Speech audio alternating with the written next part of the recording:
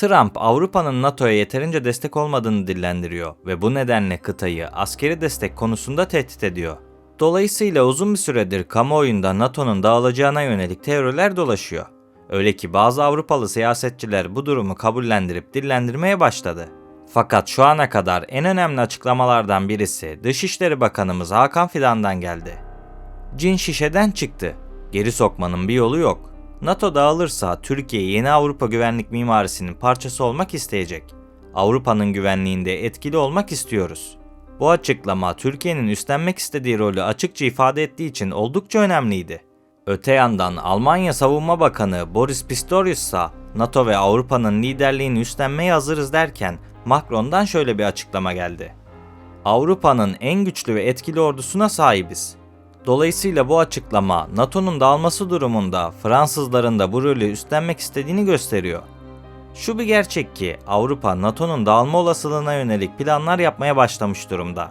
Bu nedenle Rusya'ya karşı önlemler almaya çalışıyorlar. O önlemlerden birisi de Türkiye'nin Avrupa Birliği üyeliği olabileceği gibi aynı zamanda ortak bir Avrupa ordusu. Hatta Hırvatlar resmi olarak Türkiye'nin Avrupa Birliği üyeliğini desteklediklerini açıkladı. İşte bu videoda tüm bu soruların cevaplarını vermeye çalışacağım. NATO gerçekten dağılacak mı? Dağılırsa Avrupa'nın yeni lideri kim olacak? Türkiye mi, Almanya mı yoksa Fransa mı? Ama öncesinde eğer beni uzun zamandır dinleyen bir takipçiysen senden bir ricam var. Kanal belli bir süredir düşüş grafiği içerisinde. Bu nedenle senden videoyu beğenmeyi ve bildirimleri açmanı isteyeceğim. Bu katkın benim için çok önemli. Öncelikle şunu ifade etmek istiyorum ki NATO'nun 32 ülkesi de kendilerine karşı olası bir saldırıda birbirlerini korumak için anlaşmış durumda. Elbette bu noktada Amerika Birleşik Devletleri öne çıkıyor. Fakat söz konusu Avrupa olunca o zaman da Almanya öne çıkıyor. Çünkü Almanya Avrupa'nın tam kalbinde yer alıyor. Rusya'nın Avrupa topraklarına yapabileceği saldırılara karşı oldukça stratejik bir konumda. İskandinav ve Baltık coğrafyasına çok yakın olduğu gibi aynı zamanda Fransa ve İngiltere gibi kıtanın öbür tarafında kalan ülkeler için de köprü görevinde. Dolayısıyla kısaca lojistik anlamda oldukça değerli bir lokasyonda olduğunu söyleyebilirim. Zaten son yıllarda harcamalarını da buna göre şekillendirmiş durumdalar. Özellikle savunma bütçeleri artış gösteriyor. Bunun dışında Avrupalı devletler arasında Ukrayna'ya en fazla askeri yardım yapan ülke olarak öne çıkıyor. Peki gerçekten Almanya, Avrupa'nın liderlik görevini üstlenebilecek kadar güçlü mü? NATO, tatbikatlarının önemli bir bölümünü Avrupa'nın Kuzeydoğu bölgesinde gerçekleştirirken Almanlar bu tatbikatlara öncülük yapıyor. Çünkü az önce de söylediğim gibi Almanya olası bir savaşta cephe hatlarına hızlı bir şekilde asker ve mühimmat taşımak için çok değerli bir konumda. Fakat ordu kapasitesi olarak aynı şeyleri söylemek pek de mümkün sayılmaz. Çünkü ABD bu konuda oldukça baskın. Silah üretimi, savunma harcamaları gibi birçok başlıkta Amerika Birleşik Devletleri Avrupa ülkelerine kıyasla oldukça iyi bir durumda. Öte yandan sadece Avrupa kıtasında 100.000 kadar ABD askeri bulunuyorken Almanya'nın NATO'daki görevli asker sayısı 120.000 dolaylarında. Henüz savaş uçaklarını, tankları ve ağır silahlar gibi şeyleri kıyaslamadım bile. Bu nedenle Trump, ABD'nin Avrupa güvenliği için çok fazla harcama yaptığını ve bunun artık sürdürülebilir olmadığını dillendiriyor. Hatta bir adım daha ileriye giderek NATO'nun savunma harcamaları hedefini tutturamayan müttefikleri savunmamakla tehdit etti. Bu nedenle diğer ülkeler savunma harcamalarını arttırmak zorunda. Peki NATO içinde 1.300.000 askeri bulunan ABD NATO'dan çekilirse Almanya bu görevi üstlenebilir mi? Bu sorunun cevabı için tarihe yolculuk yapmamız gerekiyor. Çünkü soruların cevapları 2. Dünya Savaşı ve sonrasında yaşanan Soğuk Savaş'ta doğrudan ilintili. Tüm bu savaşlar sonrasında Alman ordusu lağvedilmişti. Neticesinde savaşı kazanan müttefik devletler Almanya'ya askerlerini getirdi. Ardından yaşanan Soğuk Savaş sonrasında Almanya Doğu ve Batı olarak ikiye bölündü. Ülke bu süreçte yeniden silahlandırılsa da bu yapılanma sadece Almanya'nın kendisini savunabilmesine yetiyordu. Devam eden süreçte ise Batı Almanya NATO'ya dahil olurken 1990'ların başında Soğuk Savaş bitince Almanya yeniden birleşti. Bu birleşme sonrasında ülkenin savunma bütçesi azaltıldı ve ülkede artık askerliğe ve askerlere gerek yokmuş düşüncesi hakim olmaya başladı. Basitçe söylemek gerekirse bu nedenlerden dolayı Almanya askeri anlamda yeterince güçlü değil diyebilirim.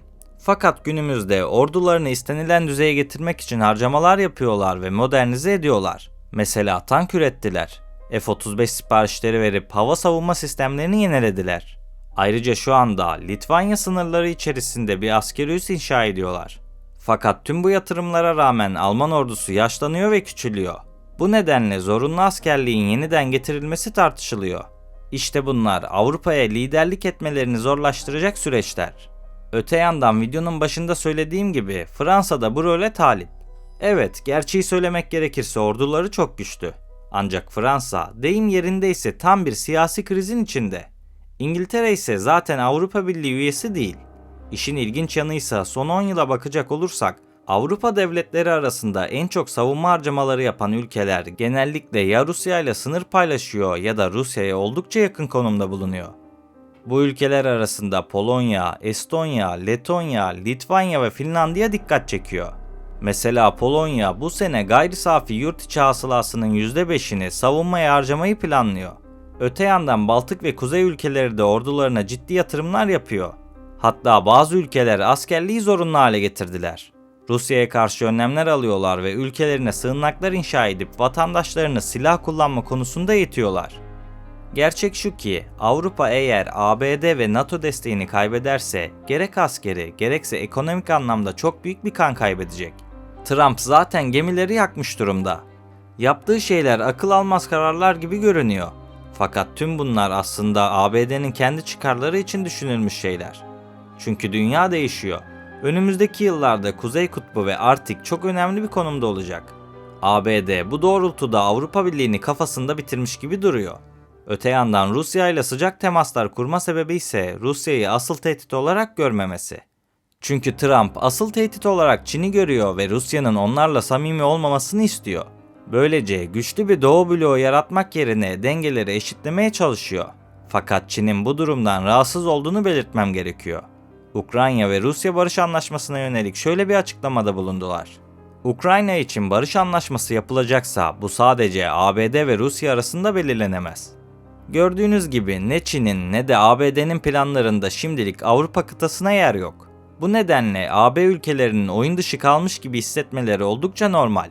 Ayrıca Avrupa Birliği'nin lider ülkelerinden birisi olarak görünen Almanya, her ne kadar konum olarak Avrupa'nın tam merkezinde kalsa da aslında birçok anlamda Rusya'ya bağımlı bir ülke. Tüm kıta gibi onlar da petrol ve gaz ihtiyaçlarının önemli bir bölümünü Rusya'dan alıyorlar. Sadece bu kadar da değil. Otomotiv sektöründe Çinlilerin gerisinde kaldılar. Almanlar yakın geçmişte birçok fabrika kapattı ve otomotiv sektörü Çin'e kaydı. Bu nedenle Avrupa'daki birçok ülke birliğin büyümesi için Türkiye'ye ihtiyaç olduğunu düşünüyor. Gerçeği söylemek gerekirse Türkiye son yıllarda savunma sanayisinde çok büyük yatırımlar yaptı.